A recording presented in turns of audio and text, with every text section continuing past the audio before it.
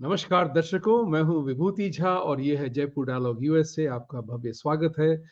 धन्यवाद हमें ज्वाइन करने के लिए। Please like, subscribe and support our channel. Continue to give your feedback. आज मैं पहली बार कोई ओपन अपील की इच्छा से एक ये प्रोग्राम कर रहा हूं। ये ओपन अपील इसलिए है कि मैं खास करके देवेंद्र फडणवीस जी और एकनाथ शिंदे जी से अनुरोध करूंगा, विनती करूंगा कि महाराष्ट्र के वोटर्स ने आपको बहुत अच्छा बहुमत दिया। बहुत ही आनंद आया इस बहुमत का। इसका जोर शोर से जो लोगों ने स्वागत किया, ये देवेंद्र जी और एकनाथ जी को उसका आदर करना चाहिए। देखिए, ये कोई अचानक वाली घटना नहीं है।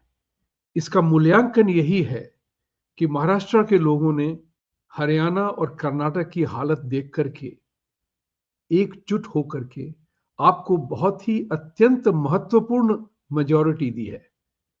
इस बात को बिल्कुल उसका बहुत जबरदस्त आदर करना चाहिए और उस आदर के हिसाब से आपको इस समय ये सारा जो है, सारी विक्ट्री जो है, जो विजय है, इसको किस्सा कुर्सी का में परिवर्तन मत करिए।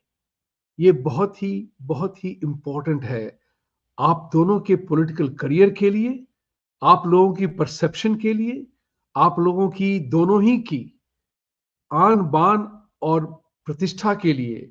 महाराष्ट्र के लोगों में और देश भर के लोगों में ये बहुत ही बड़ा अवसर है। कैसे आप इसको हैंडल करेंगे ये आप जाने। राजनीति का खेल है, उथल पुथल है।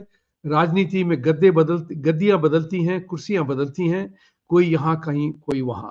लेकिन इस समय आप दोनों की ये बहुत बड़ी जिम्मेवारी है कि इसको किस्सा कुर्सी का खेल में परिवर्तन ना करें।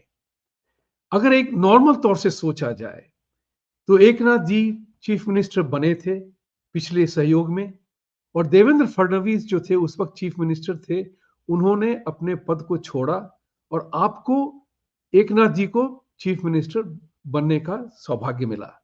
देवेंद्र जी उप मुख्यमंत्री बन के गद्दी में उन्होंने कुर्सी संभाली, अपनी जिम्मेवारी संभाली। लेकिन दोनों ही आप लोगों ने राष्ट्र के लिए पूरा जमकर काम किया। अच्छा या गलत, कम या ज्यादा, उसका मूल्यांकन हम नहीं, मैं यहां नहीं कर रहा हूं। आप दोनों ने एक एडजस्टमेंट की और उस एडजस्टमेंट के हिसाब से एकनाथ जी मुख्यमंत्री बने और देवेंद्र जी उप मुख्यमंत्री बने। This is was important. ये बहुत ही बढ़िया स्टेप था एडजस्टमेंट का, अकोमोडेशन का। बहुत ही अच्छा उदाहरण बना। उसी तरह से मेरे विचार से इस बार क्योंकि बीजेपी को बहुत बढ़िया मत मिला है और इस बार सीनियर पार्टनर बने हैं, वो पहले भी थे अभी भी हैं। इस बार मैं चाहूंगा, मेरी इच्छा है, मैं गलत या सही की बात नहीं कर रहा हूं, कि इस बार एकनाथ शिंदे जी स्वयं कहें कि देवेंद्र जी आप मुख्यमंत्री बने। और मेरा सुझाव ये है एकनाथ जी के लिए, ये बहुत ही महत्वपूर्ण है क्योंकि बंबई के लोगों से तो आप बहुत मिलते रहते हैं, आपको बहुत लोगों से परिचय है, मैं कौन हूं कुछ कहने वाला। लेकिन इतना जरूर आपसे ये अनुरोध करूंगा कि हम भी बहुत लोगों से मिलते हैं, बहुत से लोगों से चर्चाएं होती हैं। बंबई का जो हाल है उससे बहुत कम मुंबईकर प्रसन्न है कि ये बंबई हमारा आइडियल सिटी है। बंबई में बहुत समस्याएं हैं। बीएमसी की जो शासन है बंबई चलाने का, उससे लोगों को बहुत नफरत है। तो ये मेरा मत होगा, मेरा सुझाव होगा स्ट्रेटेजिक कंसल्टेंट के नाते। अगर मैं वो चोला पहन के आपसे बात करूं तो मैं आपसे ये कहूंगा, एकनाथ जी आप मुंबई डेवलपमेंट अथॉरिटी करिए। मुंबई को डेवलप करने के लिए बीएमसी को जो करना है करने दीजिए, या उनको हटाना हो तो हटा दीजिए, उनको खारिज करना हो तो कर दीजिए। लेकिन आपको मुंबई को इंटरनेशनल सिटी के रूप में बनाने का वो जिम्मेवारी आप लीजिए। शासन प्रशासन छोड़ दीजिए। एकनाथ जी आप शिवसेना के बहुत पुराने कर्मचारी हैं, मेंबर हैं, सेवक हैं, सेनानी हैं, सब कुछ हैं शिवसेना के। आपको सब पता है कि उद्धव ठाकरे और उनके लोगों ने क्या क्या किया है वहां पे। तो आपको उसके बारे में from real estate to money आपको सब कुछ पता है। तो यही समय है आपको कि कहते नहीं है कि बिल्कुल सफाई करने का, कहते आंगन पूरा सफाई करने का समय यही आ गया है। लोगों की अपेक्षा है और इच्छा है कि मुंबई एक इंटरनेशनल स्टैंडर्ड का सिटी बने। और वो अगर आप करेंगे तो आप महाराष्ट्र को तो छोड़िए, मुंबई को तो छोड़िए, पूरी इंटरनेशनल कम्युनिटी, पूरा भारत आपको वाहवाही करेगा। और ये काम कर सकते हैं आप। एक बार जब मैं बंबई में रहता था, जब आरबीआई नाबार्ड में काम करता था, तो सांता क्रूज से लेकर के वर्ली आने में लगता था कि कहां से कहां जा रहे हैं। ट्रैफिक का हुआ, सामान्य जीवन का हुआ, अपार्टमेंट बिल्डिंग्स का हुआ। बंबई को कभी कभी इच्छा होती थी मेरी, मैं ये चाहता था कि कोई बंबई को एकदम बिल्कुल उखाड़ के नया बनाए। ये मेरी व्यक्तिगत इच्छा थी, कभी बोला नहीं पब्लिक में कभी, लेकिन आज आपसे इस बात को कह रहा हूं। आप अच्छी तरह से जानते हैं कि बंबई में क्या काम करके बंबई को एक इंटरनेशनल सिटी की तरह आप उसको सामने लाए। एकनाथ जी, आप सब जानते हैं। आपको मैं कुछ नहीं कहना चाहूंगा, लेकिन अगर इसमें व्यक्ति खास विचार चाहिए तो उसके लिए हम बात कर सकते हैं बाद में। लेकिन मेरी इच्छा यह है कि आप कुर्सी, ये किस्सा कुर्सी का न बनने दें। महाराष्ट्र के लोगों ने बहुत बढ़िया मत देकर के आपको जिताया है। एक बात और है, इस इलेक्शन में जो लोग, मैं जो कह रहा हूं, लोगों ने आपको जो इतना बहुमत दिया है, अपनों को पहचानिए। इस बात की महत्ता बहुत ही बड़ी है, महत्ता बहुत बड़ी है इसकी। क्योंकि आप जानते हैं कि जिस तरह से जो मुस्लिम ऑर्गेनाइजेशंस थे, उन्होंने 17 पॉइंट के मुद्दे दिए थे एमवीए को, वो तो लगता था कि मुस्लिम विकास अघाड़ी बने हुए पार्टी है। मुझे मुस्लिम से कोई दोष नहीं, कोई द्वेष नहीं है। मैं ये कहता हूं कि अगर कोई व्यक्ति विशेष अपना दावा करता है तो डेमोक्रेसी में उसका कोई अपोजिशन भी होना चाहिए ना भाई। तो जब वो लोग अपने 17 पॉइंट ठोक के लगा रहे थे और एमवीए ने उसको पूरा मान लिया था, इसका मतलब था बिल्कुल एक बात क्लियर, कि हिंदुओं की बिल्कुल शाख खत्म हो जाती थी। और शायद उसके कारण भी आपको मत मिला है। बहुत सारे जगहों में मुस्लिम कैंडिडेट्स 1053 वोट लेके आए हुए हैं, सबकी जमानत जब्त हो गई। सोचिए इस बात को, बड़ा रुख बदला है। मुंबई ने बड़ा इंटरेस्टिंग सा एग्जाम्पल दिया है। Cutting across all religions, people have voted you to power. और जिनके खुराफाती थे उनको उठा के फेंक दिया। आपको उस मत का भी सम्मान करना पड़ेगा। अपनों को पहचानिए।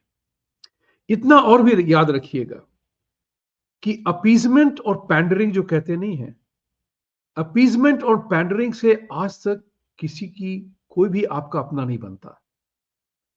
इस बात को भी नजर में रखिएगा कि अपीजमेंट, पॉलिटिक्स ऑफ अपीजमेंट और पैंडरिंग आपको नहीं करनी है।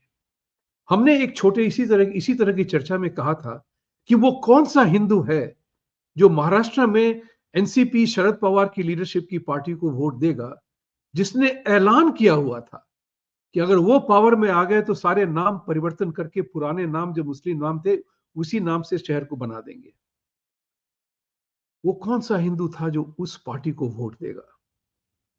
मुझे इस बात की खुशी है कि लोगों ने शायद सोचा कि जो हमारे खिलाफ में ओपनली बात करता है, जो हमारी इच्छाओं के बारे में कभी चिंता ही नहीं करता, किसी और के बारे में चिंता करता रहता है, उसको भी अपनी जगह पे ला करके वोटर्स ने बैठा दिया। तो मेरा बस इतना ही कहना है कि पब्लिक ट्रस्ट और वोट से आपको कुर्सी मिली है। आप दोनों को है एक बहुत बड़ी जिम्मेवारी है कि मैं रिपीट करूंगा इस बात को, इसे किस्सा कुर्सी का मत बनाएं। और जो मैंने सजेशन दिया है उस बात पे आप चिंतन करें, एकनाथ जी भी और देवेंद्र जी भी, कि इस तरह से हमें बंबई को यह मौका मिला है, लोगों ने हमें भरपूर मतदान दिया है कि पूरे बंबई का चेहरा बदल दे। और जाते जाते और बात कहूंगा, जब मैं गोखले इंस्टीट्यूट में पढ़ता था जब मैं वहाँ एमए कर रहा था तो मेरे प्रोफेसर और डायरेक्टर थे mister professor VM Dandekar. 5 foot 2 inch कद था, लेकिन बड़े तगड़े इंसान थे वो, मन से और शरीर से भी। वो कहते हैं ना कि हिंदी में कहावत है, देखन में छोट लगे घाव करे गंभीर। प्रोफेसर दांडेकर उस तरह की पर्सनालिटी थी। डीआर गार्डियल सीरीज ऑफ टॉक्स में गोखले इंस्टीट्यूट के ऑडिटोरियम में जब यशवंतराव चौहान फाइनेंस मिनिस्टर हुआ करते थे, बहुत ही पावरफुल फाइनेंस मिनिस्टर, उन दिनों प्रोफेसर दांडेकर ने ललकार के कहा था उनसे, अगर मुंबई को अगर अलग समझा जाए, Mumbai minus Maharashtra minus Bombay will be as BIMARU as Bihar, Orissa and other states. ये दांडेकर जी ने कहा था, मैं उस हॉल में सम्मिलित था उस वक्त में। तो उसपे उसकी चर्चा मैंने ये उसके उस पे क्या हुआ वाद विवाद, मैं उसकी बात नहीं कर रहा हूं। मैं ये कह रहा हूं कि आज भी वही हालत है। मराठवाड़ विदर्भा की बहुत ही नेग्लेक्ट हो रही है वहां पे। तो एक और दावा है आपके लिए, एक मुंबई, पुणे, एक नागपुर को भी वैसा ही बनाया जाए। Why not? क्या ये संभव है कि इंडस्ट्रीज को जो कंसंट्रेशन हुई जा रही है बंबई जैसे शहर में और बंबई पूना कॉरिडोर में, उसको नागपुर भी भेजा जाए? नासिक में तो थोड़ा कुछ हुआ भी है।